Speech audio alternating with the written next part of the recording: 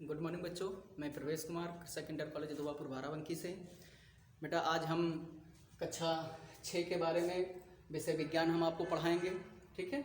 जिसमें आपका first lesson है विज्ञान एवं इसका महत्व, ठीक है। ये हमारा फर्स्ट लेक्चर है और फर्स्ट लेसन भी है हमारा, जिसमें कि हम कुछ पठनीय बिंदु लिखे हैं व्हाइट बोर्ड पे। इसके बारे में हम चर्चा करेंगे।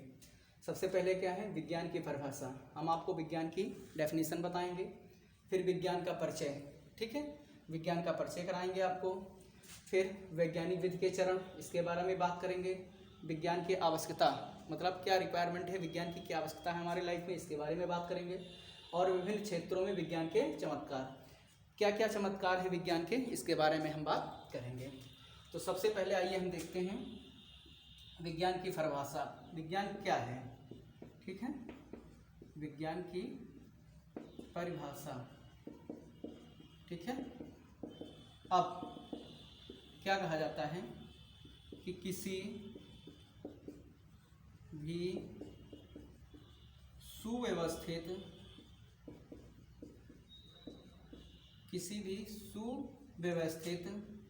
ठीक है, क्रमबद्ध ज्ञान को क्या कहते हैं, विज्ञान कहते हैं। सिर्फ वन लाइन में साइंस की डेफिनेशन है। किसी भी सुव्यवस्थित क्रमबद्ध ज्ञान को क्या कहा जाता है, विज्ञान कहा जाता है, ठीक है, विज्ञान कहते हैं। किसी भी सुव्यवस्थित क्रमबद्ध ज्ञान को हम क्या कहते हैं, विज्ञान कहते हैं, ठीक है। यही हमारी विज्ञान की सटीक परिभाषा है। किसी भी सुव्यवस्थित क्रमबद्ध ज्ञान को, ठीक है, विज्ञान कहते हैं, ठीक। ये हमारे विज्ञान की परिभाषा हुई है। अब हम विज्ञान का परिचय बात करेंगे, विज्ञान के परिचय के बारे में। जो पुराने समय में आपने देखा होगा, जो मनुष्यों का जीवन था वो बहुत ही कठिन और संघर्षमय होता था, ठीक है। क्या होता था, बहुत ही कठिन, ठीक है, और क्या होता था, संघर्षमय, ठीक है। क्यों होता था, क्योंकि उस समय हमारी साइंस डेवलप नहीं थी, ठीक है। हमें हर एक चीज़ के बारे में इतनी जानकारी नहीं थी, ठीक है। तो उस समय हमारा जो जीवन था, या मनुष्य जो थे उस समय, उनका जीवन बहुत ही कठिन एवं संघर्षमय था। लेकिन धीरे धीरे कुछ खोजें हुई, ठीक है। जब कुछ खोजें हुई तो उनकी वो मूल आवश्यकताएं होती गईं। क्या होती गईं, मूलभूत आवश्यकताएं होती गईं, ठीक है। सबसे पहले मनुष्यों ने क्या खोजा, आग को खोजा, ठीक है, पहिए का आविष्कार हुआ, ठीक है। इन सब चीज़ों का आविष्कार हुआ है, तब जाके जो मनुष्य की लाइफ थी वो धीरे धीरे सिक्योर होने लगी। और बहुत सारे आविष्कार हुए हैं जिससे कि मनुष्यों के लाइफ में थोड़ा चेंजिंग हुई, बदलाव हुई, ठीक। प्रेजेंट टाइम में, आज के युग में अगर हम बात करते हैं तो हमारे चारों तरफ क्या है, विज्ञान ही विज्ञान है, ठीक है। अब हम देखते हैं कि जैसे फ्रिज है, ठीक है, कूलर है आपका, ठीक है, मोबाइल है, ठीक है। ये सब क्या है हमारे, ये सब हमारे विज्ञान की देन है, ठीक है। ये सब हमारी क्या है, विज्ञान की देन है। इसी के सहारे, ठीक है, और भी बहुत सारी चीज़ें हैं जिसके आने पर मनुष्य के लाइफ में बहुत बड़ा बदलाव हुआ और हम सब लोग विज्ञान के युग में प्रवेश कर गए, ठीक। ये तो हुई विज्ञान का परिचय। अब हम बात करते हैं वैज्ञानिक विधि के चरण। किसके बारे में बात करते हैं, वैज्ञानिक विधि के चरण। तो वैज्ञानिक जो विधि होती है, वैज्ञानिक विधि के चरण, कितने चरण होते हैं इसके बेटा, इसके 5 चरण होते हैं। कितने होते हैं, 5 चरण होते हैं, ठीक है, ठीक। कितने चरण होते हैं, 5 चरण होते हैं। सबसे पहले क्या होता है, आपने देखा हो कि सबसे पहले जिज्ञासा, सबसे पहले जिज्ञासा। अगर हम किसी भी चीज के बारे में बात करते हैं तो सबसे पहले हमारे अंदर जिज्ञासा होनी चाहिए उस चीज को जानने के लिए, ठीक है। तो फर्स्ट पॉइंट पे जिज्ञासा, ये बहुत इंपॉर्टेंट है। अगर किसी भी वस्तु के बारे में या कोई नया आविष्कार करने में अगर हम अपनी जिज्ञासा को डेवलप करते हैं तभी हम उसके बारे में जान पाएंगे, ठीक है। जिज्ञासा के बाद में फिर परीक्षण आता है। क्या आता है? परीक्षण। ठीक।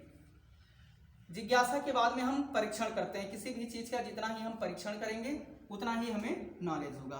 उसके बाद में फिर निरीक्षण, ठीक है, निरीक्षण करते हैं। उसके बाद में फिर उसका अभिलेखन करते हैं। क्या करते हैं? अभिलेखन करते हैं, ठीक। और अभिलेखन के बाद में लास्ट में हम क्या काम करते हैं? नए प्रयोग करते हैं। क्या करते हैं? नए प्रयोग करते हैं, ठीक। ये हमारे जो विज्ञान है, वैज्ञानिक विधि है, उसके ये 5 चरण होते हैं, ठीक है। फर्स्ट पे होता है जिज्ञासा, ठीक। दूसरा होता है परीक्षण, ठीक है, परीक्षण होना चाहिए, फिर उसका निरीक्षण होना चाहिए, फिर अवलेखन होना चाहिए, और लास्ट में फिर नए प्रयोग होते हैं, ठीक है। निरीक्षण में ही हम देखते हैं विश्लेषण होता है। क्या होता है? विश्लेषण होता है, और इसी में वर्गीकरण भी किया जाता है, क्लासिफिकेशन। क्या होता है? वर्गीकरण होता है। तो ये दोनों जो पॉइंट होते हैं ये किसके अंतर्गत आते हैं? निरीक्षण के अंतर्गत आते हैं, ठीक। जिज्ञासा हो गया, परीक्षण हो गया, निरीक्षण हो गया। निरीक्षण में विश्लेषण किया जाता है और उसका वर्गीकरण किया जाता है, फिर उसका अवलेख किया जाता है, और लास्ट में फिर नए प्रयोग किए जाते हैं, ठीक। ये तो हो गई हमारी किसकी बात? वैज्ञानिक विधि के चरण की बात। अब हम नेक्स्ट हेडिंग की बात करते हैं। नेक्स्ट हेडिंग में क्या है आपका? विज्ञान की आवश्यकताएं, ठीक है, विज्ञान की आवश्यकताएं। अब देखिए, विज्ञान की आवश्यकता, ठीक। अब विज्ञान की क्या आवश्यकता है? ठीक, विज्ञान की बहुत ही इंपॉर्टेंट आवश्यकता होती है, क्योंकि बिना साइंस के, ठीक है ना, हम कुछ भी नहीं कर सकते हैं। प्राचीन काल में भी हमारे जो वैज्ञानिक थे, जिनको हम महान गणितज्ञ के रूप में जानते हैं, महान गणितज्ञ, ठीक है, इन्होंने अपना बहुत सारा योगदान दिया है। महान गणितज्ञ कौन थे हमारे? सबसे पहले महान जो गणितज्ञ थे हमारे, वे थे आर्यभट्ट। कौन थे? आर्यभट्ट, ठीक है। और दूसरे थे हमारे जो जड़ी बूटी या औषधि के रूप में जाने जाते हैं, ठीक है, वे थे चरक। क्या थे? चरक, ठीक। ये हमारे जो साइंटिस्ट थे, ये बहुत ही प्राचीन काल में थे, प्राचीन काल में थे, ठीक है। इनको हम आर्यभट्ट जी को महान गणितज्ञ के रूप में जानते हैं, और चरक जी को हम जड़ी बूटी और औषधि के रूप में जानते हैं, ठीक। अच्छा, अब हम बात करते हैं कि और भी हमारे जो भारतीय वैज्ञानिक थे, और जो हमारे भारतीय वैज्ञानिक थे, ठीक है, कुछ हमारे कौन से वैज्ञानिक हैं? भारतीय वैज्ञानिक हैं। उनका भी विज्ञान के क्षेत्र में बहुत बड़ा योगदान था,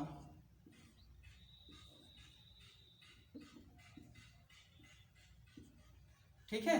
भारतीय वैज्ञानिक थे, उनका भी विज्ञान के क्षेत्र में बहुत बड़ा योगदान था, जैसे सीवी रमन, सीवी रमन, ठीक। दूसरे हमारे जगदीश चंद्र बसु, ठीक है। सीवी रमन जी हैं, जगदीश चंद्र बसु हैं, और हमारे जो क्या कहते हैं, होमी जहांगीर भाभा, ठीक है, ये भी हमारे साइंटिस्ट हैं। और सीवी रमन हो गए, जगदीश चंद्र बसु हो गए, होमी जहांगीर भाभा हो गए, ठीक है, और विक्रम साराभाई। कौन से? विक्रम साराभाई। ये हमारे वैज्ञानिक हैं, भारतीय वैज्ञानिक हैं, जिनका विज्ञान के क्षेत्र में बहुत बड़ा योगदान रहा है, ठीक है। अब हम बात करते हैं कुछ और वैज्ञानिक हैं और उनकी खोज के बारे में। कुछ हमारे वैज्ञानिक हैं और उनकी खोज के बारे में कि उन्होंने क्या क्या खोजा है। सबसे पहले हम देखते हैं एडवर्ड जेनर के बारे में। एडवर्ड जेनर, ठीक। इन्होंने किसकी खोज की थी? एडवर्ड जेनर ने पेनिसिलिन की खोज की थी। किसकी खोज की थी? पेनिसिलिन की खोज।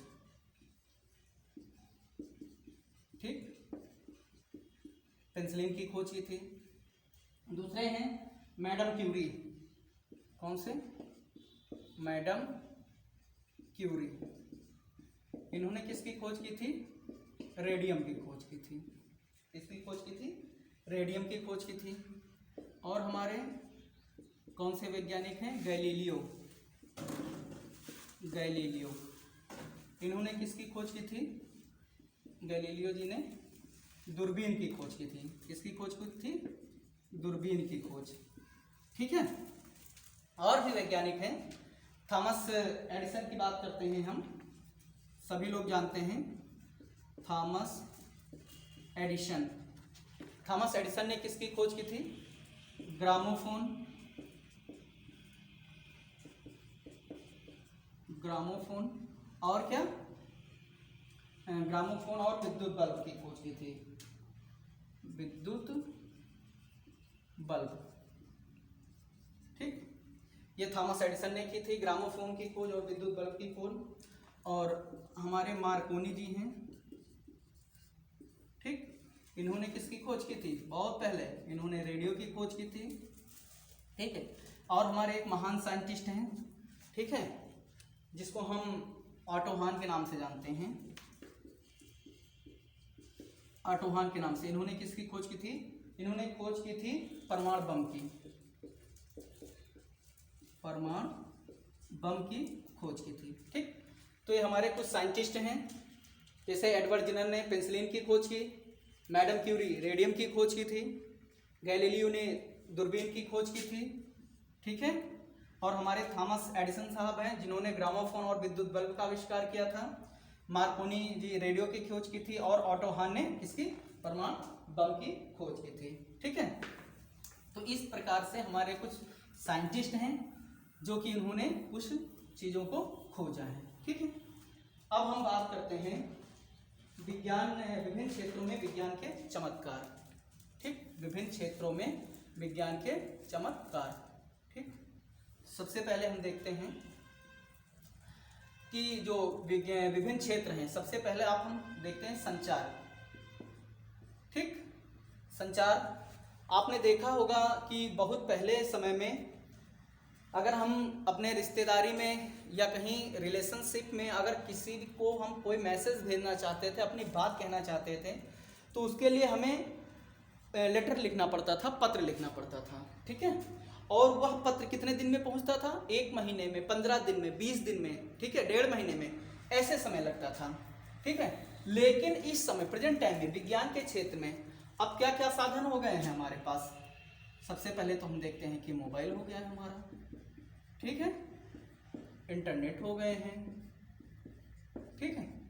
इनके माध्यम से हम अपनी बात को कुछ ही सेकंडों तक अपने रिलेशन में, अपने घर परिवार में, अपने दोस्त मित्रों को पहुंचा सकते हैं। ठीक, तो सबसे पहले संचार के क्षेत्र में बहुत बड़ा विज्ञान का योगदान है।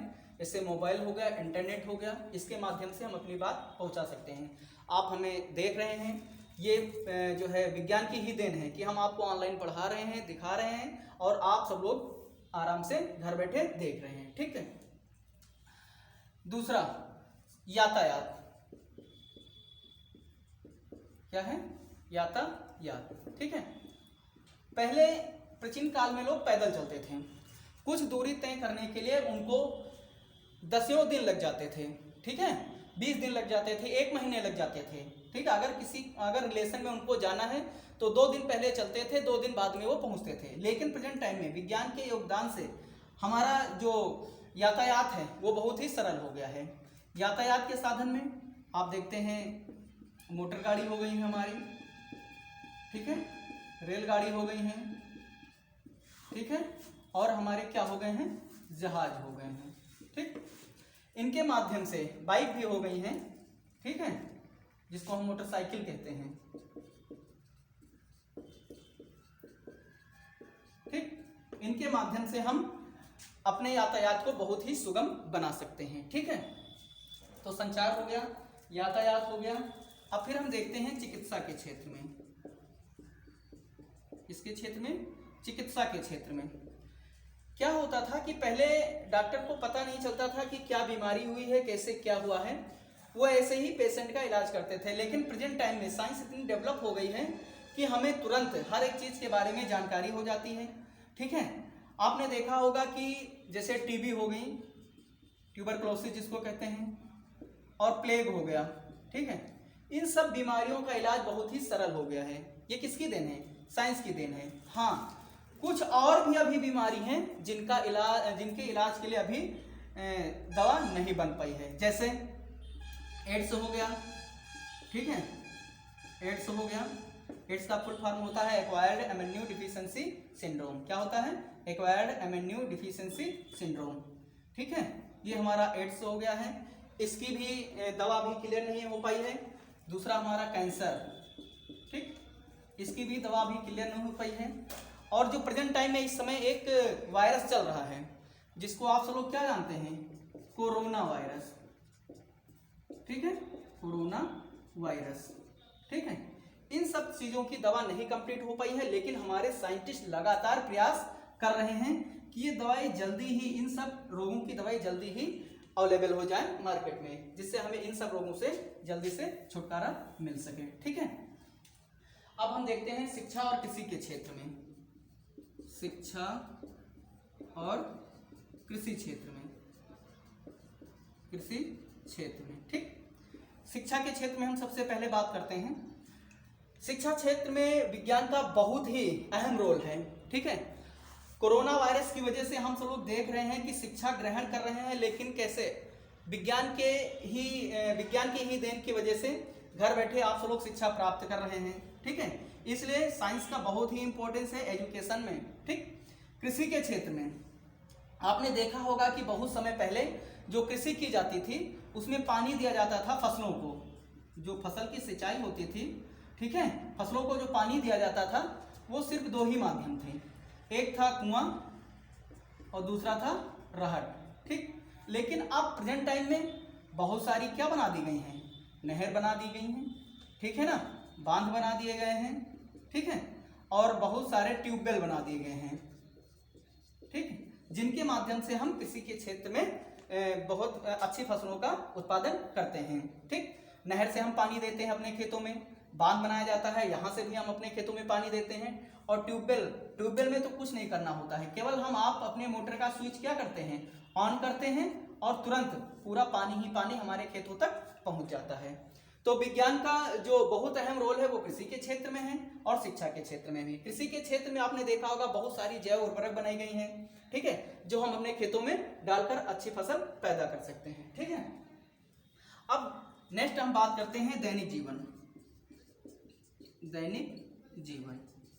ठीक है, दैनिक जीवन में भी विज्ञान का अहम रोल है। ठीक, हमारे आस पास पड़ोस, ठीक है, ये सब साइंस की ही देन है। आपने व्हाइट बोर्ड देखा, ठीक है, आप क्या देख रहे हैं? मार्कर देख रहे हैं, मोबाइल देख रहे हैं, टीवी, फ्रिज, कूलर, पंखा, सीट, मेज, सब कुछ ये साइंस की ही देन है। इसलिए बहुत सारी चीजें हमारे दैनिक जीवन में बहुत ही इंपॉर्टेंट रोल निभाती हैं। ठीक है, तो इस तरीके से ये हमारा आज का चैप्टर बेटा फिनिश होता है।